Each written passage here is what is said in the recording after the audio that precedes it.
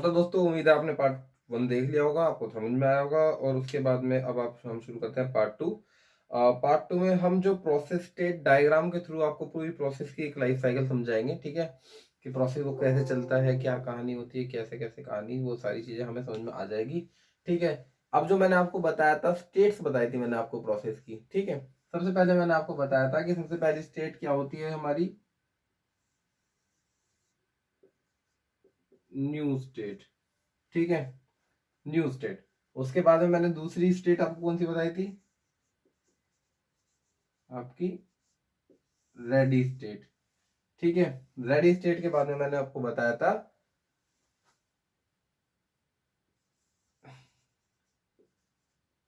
Running state. ठीक है, running state के बारे में मैंने आपको बताया था, सबको इधर लिख लेते हैं, आपको दिखे अच्छे तरीके से, टर्मिनेशन स्टेट। ठीक है, टर्मिनेशन के बाद में मैंने आपको बताया था वेट और ब्लॉक स्टेट। ठीक है जी। हाँ। हाँ तो दोस्तों, अब इसको हम थोड़ा सा समझने की कोशिश करते हैं कि हमारा जो प्रोसेस है, ठीक है, प्रोसेस हमारा जो क्रिएट हुआ, वो क्रिएट होके बाद में हमारा जो प्रोसेस क्रिएट हुआ, ठीक है, वो कहाँ हुआ, उसके बाद में वो गया रेडी स्टेट में। ठीक है, रेडी स्टेट में गया। ठीक, रेडी स्टेट में आप पहले, सबसे पहले एक बात ध्यान रखना आपकी, कि जब भी आपका प्रोसेस, ठीक है, मतलब आपकी रेडी स्टेट, रनिंग स्टेट और ये वेट और ब्लॉक स्टेट, ये हमेशा किस में होती है, मेन मेमोरी में अंदर। ठीक है, हमारा प्रोग्राम यहाँ से गया, ठीक है, जब वो यहाँ पे पहुंचा तो अब वो क्या हुआ, मेन मेमोरी के अंदर आ गया। ठीक है, तो क्या है कि अब वो क्या है, अब वो प्रोसेस बन चुका है। अब वो जब ये प्रोसेस हमारा क्रिएट हुआ यहाँ पे से, ठीक है, एंड तो इस क्रिएशन का जो जिम्मेदार कौन है, इस क्रिएशन मतलब ये जो वो किसी वजह से प्रोसेस क्रिएट हुआ है, वो होता है आपका लॉन्ग टर्म शेड्यूलर। ठीक है, लॉन्ग टर्म शेड्यूलर की वजह से क्या होता है, प्रोसेस क्रिएट हो गया, ठीक है, रेडी स्टेट में आया है, मेन मेमोरी में आया है। ठीक है, अब जैसे मैंने आपको बताया कि मेन मेमोरी में आया है, तो आपको एक बात और ध्यान रखनी होगी कि एक हमारा कॉन्सेप्ट होता है डिग्री ऑफ मल्टी प्रोग्रामिंग। ठीक है, अक्सर हमारा क्वेश्चन ये आ जाता है कि प्रोसेस डायग्राम में या फिर प्रोसेस स्टेट में कौन सा, मतलब कि कौन सा शेड्यूलर ऐसा है जो कि डिग्री ऑफ मल्टी प्रोग्रामिंग को कंट्रोल करता है।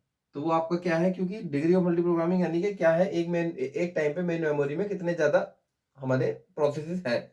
ठीक है, तो अब हमारे जो नंबर प्रोसेसेस वो मेन मेमोरी में कितने हैं, वो कौन कंट्रोल कर रहा है लॉन्ग टर्म शेड्यूलर। ठीक है, तो इसका आंसर हमेशा क्या रहेगा, LTS, लॉन्ग टर्म शेड्यूलर। ठीक, जब हमारा प्रोसेस यहाँ पे आ जाता है, क्रिएट होते हैं, यहाँ पे आ रहे हैं, ये याद रखना कि यहाँ पे ना बहुत सारे प्रोसेस, कितने ही प्रोसेस हो सकते हैं, ठीक है, n नंबर्स जो प्रोसेस हो सकते हैं इसके अंदर में। ठीक है, इसके बाद में हमारा क्या होता है कि हमारा यहाँ से कोई एक प्रोसेस,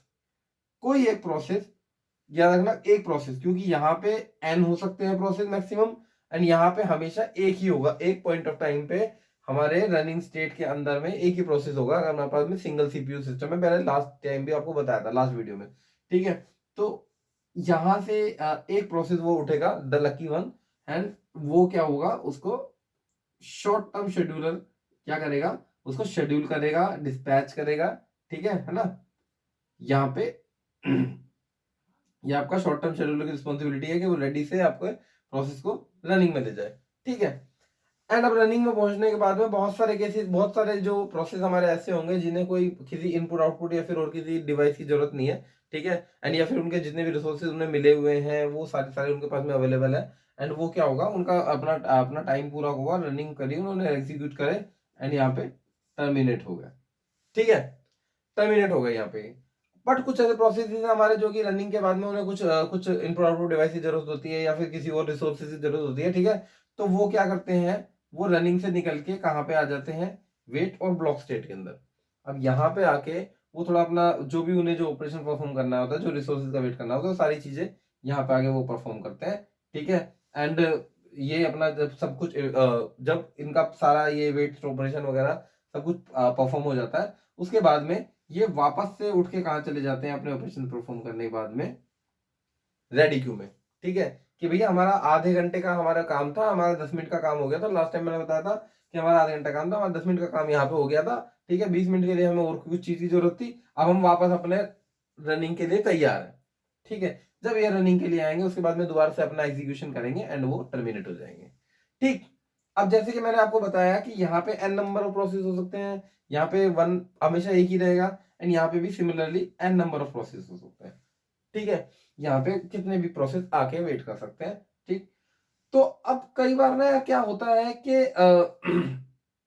हमारे जो अब जैसे हमारा जो ये है रेडी क्यू है, रेडी क्यू में इतने सारे जो प्रोसेस आ गए हैं कि हमारे सिस्टम की जो मेमोरी है वो बनने लग जाती है, प्राइमरी मेमोरी और मेन मेमोरी जो है वो हमारी बनने लग जाती है, और हमारा सिस्टम थोड़ा स्लो होने लग जाता है, वो उतने ज्यादा रिसोर्सेज अपने शेयर नहीं कर पाता जितने उसे कर लेने चाहिए थे, क्योंकि वो दिक्कत आने लग जाती है, ठीक है।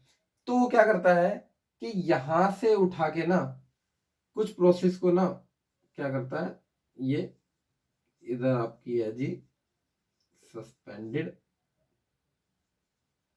रेडी स्टेट, ठीक है। यहां से उठा के वो कुछ प्रोसेस को थोड़े समय के लिए कि भैया अभी हमारे पास में गरीबी है, हमारे पास मजबूरी है, अभी हमारे हम सबका आपका पेट नहीं पाल सकते, आप एक काम करो थोड़ी देर के लिए सस्पेंडेड रेडी स्टेट में पड़े रहो, ठीक है। मैंने आपको बताया कि ये रेडी स्टेट, रनिंग स्टेट और ये स्टेट वेट स्टेट, ठीक है, ये तीनों कहाँ होती है, मेन मेमोरी के अंदर हमेशा, ठीक है। तो मेन मेमोरी की वजह से हमारी प्रोसेसिंग पे की स्पीड पर फर्क पड़ता है ना, ठीक है। ओके, ठीक है। यहां से उठा के हमने रेडी वाले उठा के यहाँ रख दिए, ठीक है जी। सेम टाइप से हमारे पास में यहाँ भी बहुत सारे, इतनी ज्यादा भीड़ हो गई कि हमने बोला कि भैया ऐसा करो कि तुम भी ना थोड़े से प्रोसेस अपने घर चले जाओ, नानी के घर जाओ, ठीक है। एंड आप क्या चले जाओ, कहां पे चले जाओ, सस्पेंडेड वेट स्टेट, ठीक है। वेट स्टेट के अंदर चले जाओ, सस्पेंडेड वेट स्टेट के अंदर, ठीक। अब क्या हुआ, इससे क्या हुआ कि हमारा जो सिस्टम है वो फास्ट हो गया, ठीक है।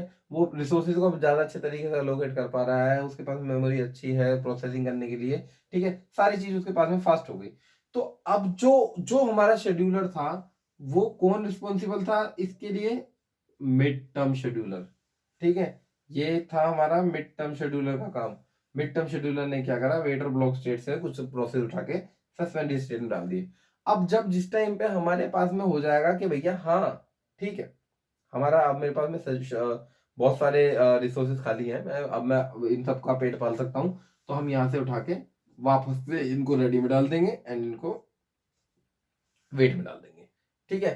तो यानी कि जो सस्पेंड हुए थे वो भी हमारे वापस से रिज्यूम होके हमारा काम करने लगे।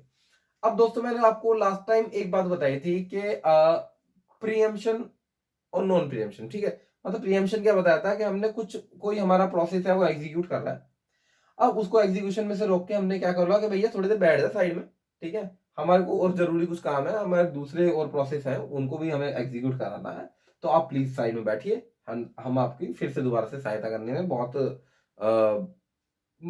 खुश महसूस करेंगे, ठीक है।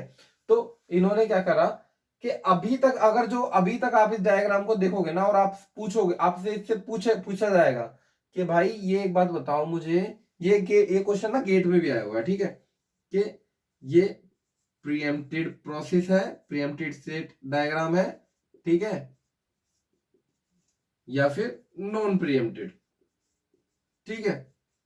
अब हम कहेंगे कि यार प्रीएम्पशन में तो क्या होता है कि एग्जीक्यूशन बीच में रुक जाता है एंड वो वापस से रेडी क्यू में चला जाता है, एंड उसे मतलब वापस जहाँ पे जब अपने पूल से आया वहां पे वापस चला जाएगा, एंड उसके बाद में उसे दोबारा से एग्जीक्यूट कर लिया जाता है, ठीक है। ये तो हमने प्रीएम्पशन में पढ़ा था। बट इस वाले केस में क्या है कि इस वाले केस में रेडी से रनिंग में जा रहा है, ठीक है। रनिंग से वो अपना इनपुट आउटपुट ऑपरेशन परफॉर्म करने या फिर कुछ भी और चीज को काम करने के लिए वेट और ब्लॉक स्टेट में जा रहा है, ठीक है। एंड उसके बाद में फिर से रेडी में आ रहा है। अरे भैया रनिंग से रेडी में तो नहीं आ रहा है, ठीक है। अगर ये रनिंग से रेडी में वापस से कोई आपको एरो नहीं दिखाई दे रहा है, यानी कि ये सिंबलाइज नहीं कर रहा है कि रनिंग से रेडी में भी वापस फॉर्म जो आपके प्रोसेसेस हैं वो जा रहे हैं, ठीक है। तो ये क्या होगा, ये आपका एक नॉन, कैसा एन बनाया मैंने एक नॉन प्रीएम्प्टिव,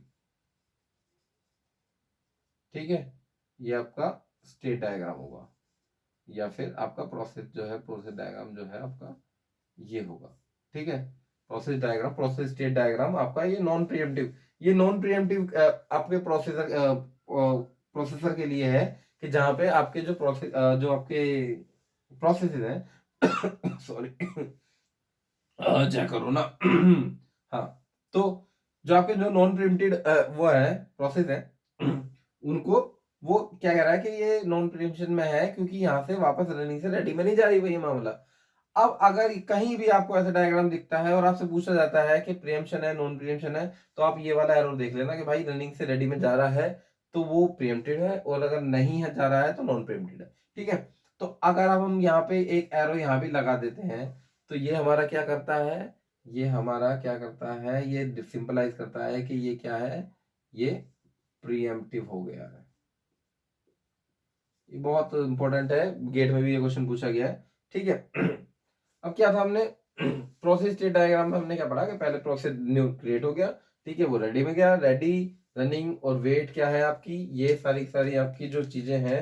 एक मिनट, मेरे पास में रंग बिरंगे पेन है तो मैं इनका इस्तेमाल क्यों नहीं कर रहा हूँ। ठीक है, ये आपके सारी सारी चीजें किसमें है, मेन मेमोरी के अंदर में। ठीक है, एंड आपकी ये ठीक है, ये आपकी कहाँ पे है, सेकेंडरी मेमोरी के अंदर में। ठीक है, इसीलिए जो आपका जो यहाँ से ये प्रोसेस क्रिएट हो रहे हैं, ठीक है, आपके जितने प्रोसेस जा रहे हैं उसके अंदर में मेन मेमोरी के अंदर में, इसीलिए आपका जो लॉन्ग टर्म शेड्यूलर है वो क्या करता है, आपकी डिग्री ऑफ मल्टी प्रोग्रामिंग को कंट्रोल करता है ठीक है तो ये आपका पूरा पूरा का पूरा प्रोसेस स्टेट डायग्राम आपका हो गया है। ठीक है, कि प्रोसेस की लाइफ साइकिल कैसे चलती है, उसमें कौन कौन सी स्टेट्स आती हैं, क्या क्या दिक्कतें आती हैं। ठीक है, अब क्या है कि अब ये तो सारी चीजें बताई दी मैंने आपको कि जितना कि यहाँ से न्यू से क्रिएट हुआ, क्रिएट होने के बाद में रेडी में गया, रेडी में से कोई एक लकी प्रोसेस उठ के रनिंग में गया। ठीक है, रनिंग जो कि अपने अगर उसका पूरा यहाँ पे काम अपना क्रियाकलाप खत्म हो जाता है तो वो टर्मिनेशन की तरफ चला जाता है कि हाँ भैया मुझे नहीं चाहिए, मुझे मैं जा रहा हूँ हिमालय। ठीक है, उसके और अगर उसका क्रियाकलाप कुछ खराब खत्म नहीं होता है, वो अपना शांति से यहाँ पे आके बैठ जाता है, वो अपने इनपुट आउटपुट ऑपरेशन परफॉर्म करता है, अपना जो भी उसे दूसरे रिसोर्सेज चाहिए होते हैं उनका वेट करता है, या फिर वो करने के बाद में जब ये काम उसका हो जाता है तो ये कहता है कि मैं भैया वापस रनिंग में जा रहा हूँ, अगर मुझे जरूरत है।